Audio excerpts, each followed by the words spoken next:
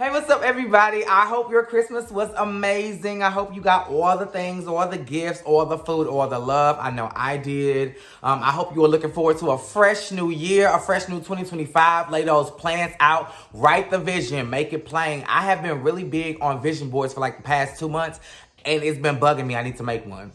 My prayer group made one, but I need one for myself. Some things that I want to accomplish this year. And I'm going to put the pictures and I'm going to write the vision. I think I may also write a scripture that supports what I'm trying to do, just so I can stay focused and in alignment. Hallelujah. Anyway, if you are new here, make sure you are subscribing, turn your notifications on, like, comment, let me know you're here, let me know what you think. Check out some of my old videos, look around. You comfortable here, make yourself at home. If you're returning, y'all know the deal. Drop down, leave me a like, leave me a comment, and let me know what you think about this video. Now, I'm only making this video because when the Beyonce ball came out, I was fascinated like everybody else. I wanted to know everything there was to know about this performance.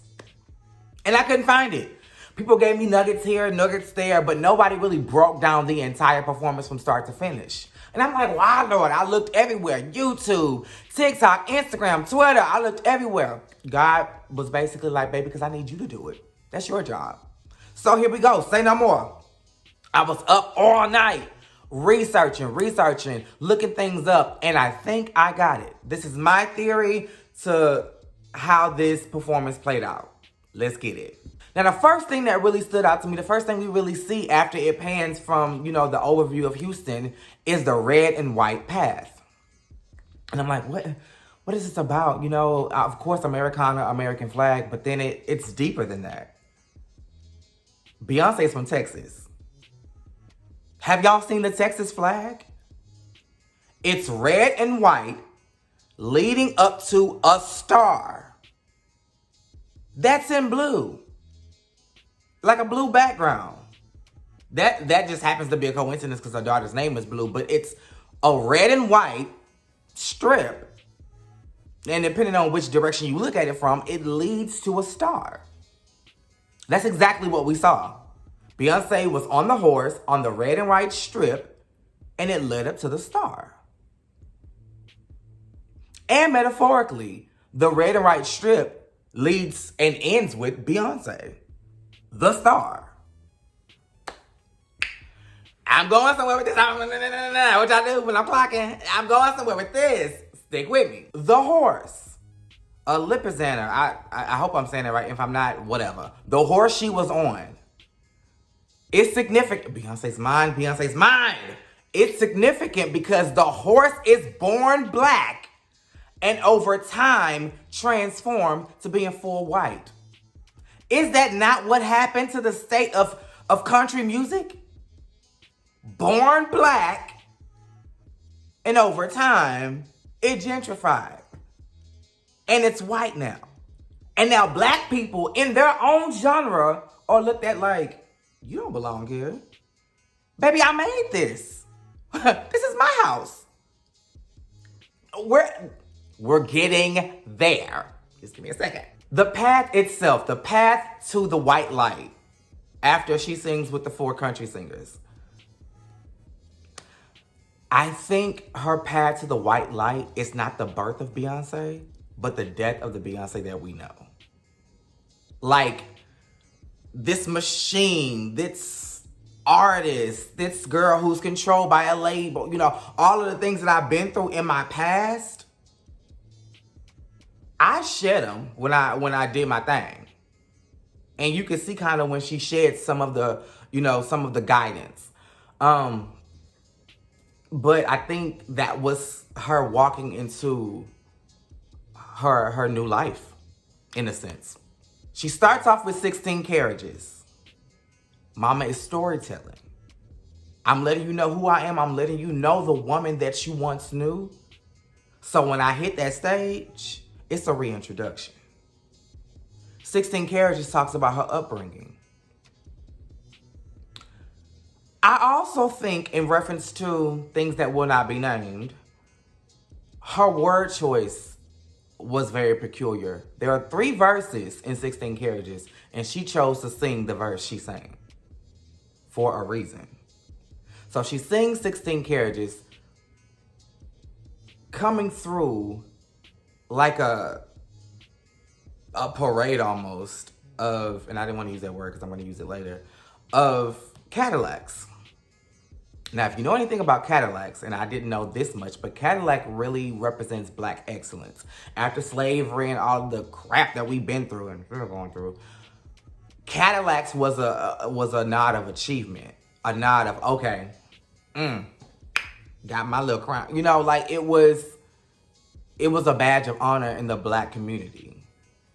Somebody said on TikTok that Cadillacs were used to transport migrants, you know, to aid in, you know, getting them out of slavery. I don't know. I didn't read that. I can't verify that, but I know that Black excellence back in the 60s was tied to Cadillacs. So this is a part of her upbringing. Mama was like, aesthetically, my life wasn't hard. I've always been surrounded by greatness. They've guided my path. The greats. Then we see the skeleton in one of the cars. I don't know what that means. Some people have attributed that to a Latin culture type of thing. Some people say that's Cowboy Carter dead because this is the end of the era. You know, there are many theories out there as to why that skeleton is in that car.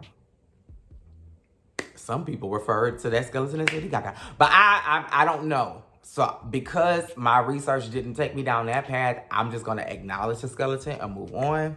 We have to think about the fact that she could have possibly rode that horse alone and just rode the horse to her stopping point. She had a guide, a male figure as her guide. I think the man pulling the horse represents Matthew. I'm talking about my upbringing, and my dad is the reason why I did all of this. He instilled all of these things in me. Working hard and, you know, being overworked and overwhelmed and underpaid. Like, we taking it. We getting all of these opportunities. Like, my dad guided me through that. But once she got to Blackbird, she got off. That was her moment of saying, now I'm on my own. I appreciate what you've done, but now I'm on my own. And I think the entire Blackbird sequence references her maturity, her process of maturity, and her association with her spirituality. I think the ladies in the garb with the light, that represented the Bible. The light, God is the light, the word, you know. I'm covered in the blood. So that's her spirituality. And for a long time, Beyonce felt like she was alone. Even in a world of people on tour, all these things, my family's around me, I got a team, I feel alone. And all I have is God and music. That's the only thing you saw while she was walking. You saw violinists, people playing guitars, and those ladies singing, reading their Bible. That's all she had during that period. But then she comes to a point and she realizes I was never really alone because I had my girls with me. All 4 of them. Don't get it twisted. Beyonce know what she doing. I had all 4 of my girls in my pocket the entire time. And it took me a while to realize that we've always been connected. They've always been here. And when it's time for me to ascend to my next level, I won't forget y'all. That was the intro. My mind is blown out of my chest. So then you hear freedom. I'm shedding all of this. I am free from all of the troubles that I just sang and informed you about. I love you, ancestors, but I'm not carrying the weight of this responsibility anymore. I'm not gonna succumb to the structure of the music industry. I'm not about to compromise myself and be under mind control. The hat is coming off. I'm free. Notice when she's on stage for Yaya, no hat, and the hair is no longer in a ponytail. I'm untamed. I'm uncontrolled. I am free in all aspects. I'll also beg the question, does the dropping of the hat and her walking away from all that was country, is that the end of the era? Is that the end of the era?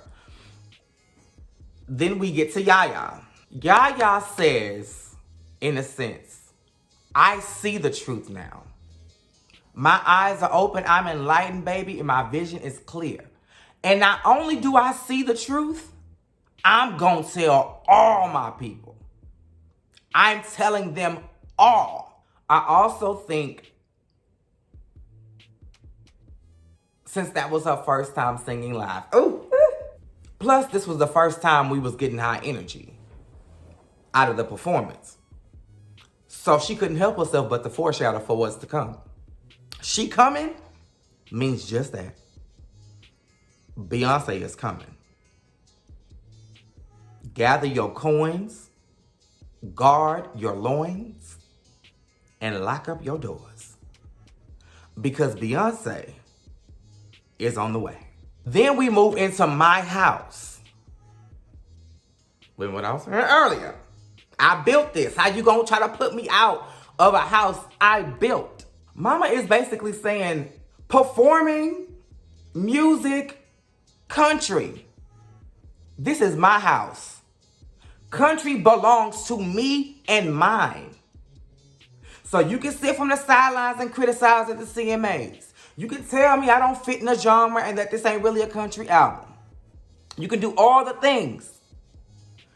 But don't let me get up out of my seat and come up off this beat and show you why I'm Beyonce. Don't do it. Because you're going to regret it. Let well enough alone and recognize when the real bitch is in the room. I am Beyonce. If they know that, I know that. I wake up as Beyonce every day. You're not finna play in my face. Then we move on to the Spaghetti River Dance mix. At this point, Beyonce said, you know what? I'm tired of talking. And I was gonna give you one more chance, but no. This is country.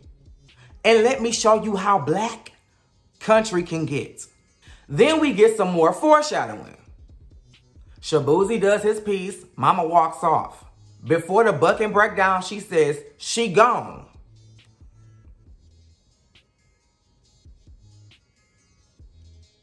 She was just coming in Yaya.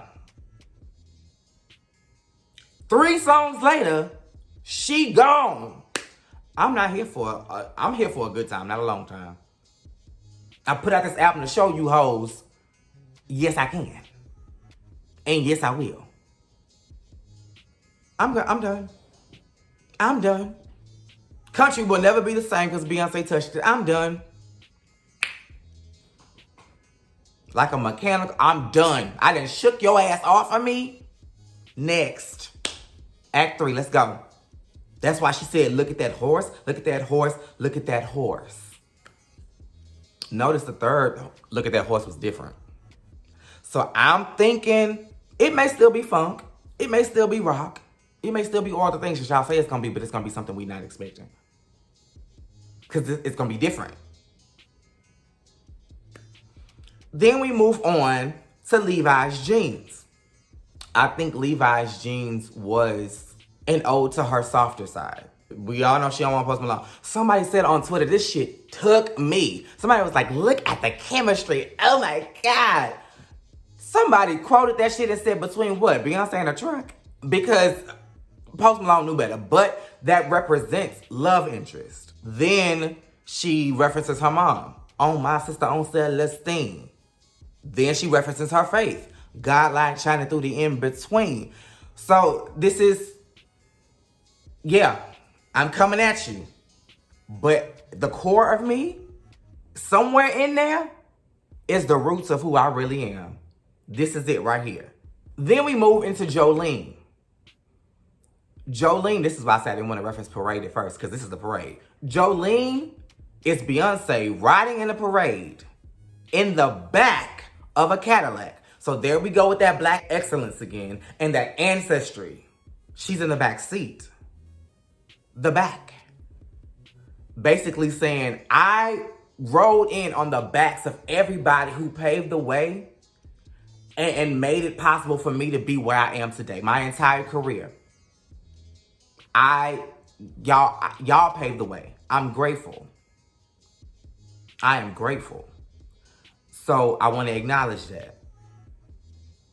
This is what your sacrifices, your excellence is what transported me to where I'm at now. Linda Martell. If Linda Martell and all of these other country greats wouldn't have kicked the door down, Beyonce wouldn't have the motivation to take the power back in honor of them. All of this is because of y'all. Thank you. As I sing a cover of a song a white woman wrote. In all white. Don't think it was just for purity and rebirth. It was also sarcastically saying, you say country is all white? Here you go. All white country. Now what? This is why I fucking love Beyonce. Not because of the... Not because of all the theatrics. Mama can sing, mama can perform. We all know that. Greatest alive. We know. But that is what drives me to go up for Beyonce. Her mind, her work ethic, her southern intellect. She read all them white people to the ground for 9 minutes straight. And they stood up, cheered, hip-hop parade, pulled out their phones, and went up for the queen. You saw all them videos on social media when Cowboy Carter first came out? White families were inconsolable.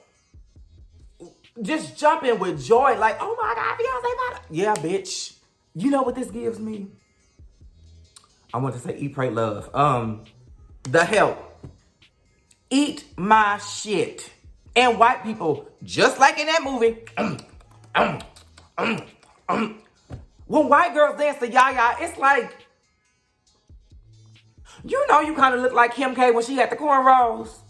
A fool. Or like Mariah Lynn when she thought she could out-rap Nicki Minaj.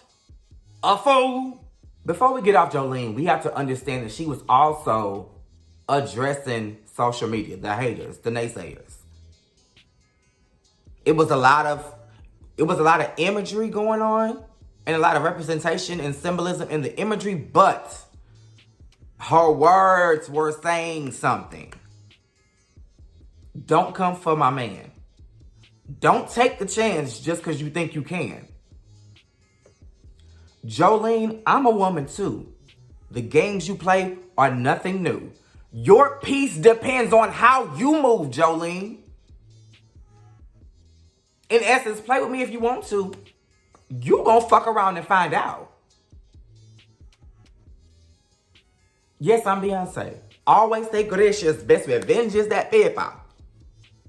But I'm also the same girl that 50 Cent said was about to whoop his ass in the hotel lobby. I'm also the sister of Solange. I don't even need to say no more. Then we move on to the last song, Texas Hold'em. I think this is the rebirth. This is the return home that everybody was talking about. It's full circle. And a lot of times when someone's life, and I'm thinking Cowboy Carter is a person in this sense, when someone's life is over, they want to be surrounded by family. They want to be home.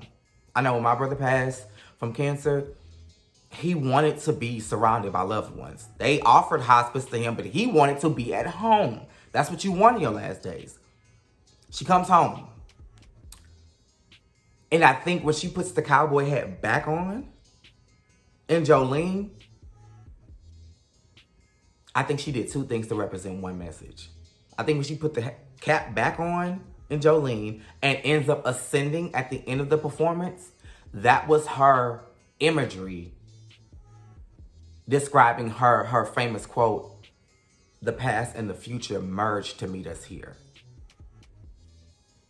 I'm going up. You've seen my life in real time. Past, future merging." Also, during Texas Hold'em, Beyonce and Blue literally walk into each other. The past and the future merge to meet us here. I don't see why y'all don't get this. You've got to be a real Beyonce fan to know these things, but those that know, you know? So yeah. And I think the ascension was the great Beyond. Think of Black Panther 2. They were in all white. And when he lift me up, okay, he was lifted up and high. Beyonce, lifted up and, you know, and then the bang, bang. It's over. I'm done. Bang. The shot has, and then the lights look like, you know, different shots coming at her. They all kind of center on her. I'm out. Day after day. I'm gone. It's it. Cowboy Carter out. I am done. Thank you and good night. And that's why she gave it on Christmas. My ultimate gift. You wanted visuals? I performed the entire, well, not the entire. I performed Cowboy Carter. And we're going to leave it at that. Okay, now honorable mentions. The flowers. I know y'all noticed there were flowers on her little stages. That was a nod to the Juneteenth era here in Houston. Primarily the Third Ward area that she claims to be home. To celebrate their emancipation, they adorned their carriages with flowers. Emancipation, I am free. The chains are broken, slavery is done, I am free. Going back to freedom. The first act, you know, the first part of the performance, you know, like, it's all tying in. We already talked about the white and, you know, what I thought the white was. A lot of people are referencing her lip singing. Those that know. If you don't know, you don't need to. Why are we sitting here dissecting what parts was sang live, if it was sang live at all, or if she was lip? Were you not entertained? Did you not watch it 583 times like I did? Are you not happy to finally get a televised Beyonce performance? It's HD, baby. It's 4K. It's angles. It's not just a crowd view. Because that's how I saw the Renaissance. My rent was due, and Beyonce, I'm sorry. You wasn't giving no housing assistance, so I had to choose between you and my house. And, you know, but if you just hold out, you'll get what you're looking for. I got Beyonce bowl. I'm good. I am good. And I'm blessed. But yeah, who cares? Maybe she did, maybe she didn't. I know the guy who drove her around in Jolene said she was singing. It doesn't matter. She's Beyonce. We know she can. And think about this. I can see her patting her face and getting a little fan here or there. But why would she need to lubricate and keep drinking? She did that multiple times. After Shabuzi, she did that the first time. She took a little sip before she came out. I already know. She took another sip after Shabuzi. Then she took another sip in the Texas Hold'em breakdown before she, this ain't Texas. Like, why would she need to keep lubricating and drinking water to make sure her vocal cords are right if she's not using them? Y'all mad because y'all know it's a possibility she could be lip syncing and y'all can't find out the parts that she is. Because she's that damn good. Beyonce don't plug in her lip syncing parts with the studio version. Beyonce literally sings the entire song. And then parts where she knows she's going to be a little breathy, she plugs in a little support. The same settings, the same reverb, the same effects. She's using the same microphone. Hell, she probably recorded whatever pre-record y'all think it is. She probably recorded that in the stadium so it could have the echo built in. Mama is smarter than the average bear. Stop trying to figure her out and just enjoy the fucking show. Next, we're going to talk about what this little announcement on her Instagram means. So get y'all theories together because the video is coming. That's what I thought about this performance. Those are my theories that I pulled out. Is there anything that I'm missing? Oh, some people, and this is why, you can only follow Beyonce so far, but then after a while, you just kind of, you get lost in the sauce because she done went over your head. This kind of represents a funeral. It does. You have the beginning when she's on the horse. That's when you bring the casket in. The show, which is a ceremony. And then the ascension. Instead of a burial, because she can't go down until, well, she could if she wanted to. They would have made it happen at NRG. But the ascension, like the departure. Was this a funeral service for Cowboy Carter? That one kind of stuck out too, so I don't know. But that's my theory. That's what I think. Let me know what you think. Make sure you are liking, commenting, subscribing, and that the notifications are on. Same place, same time.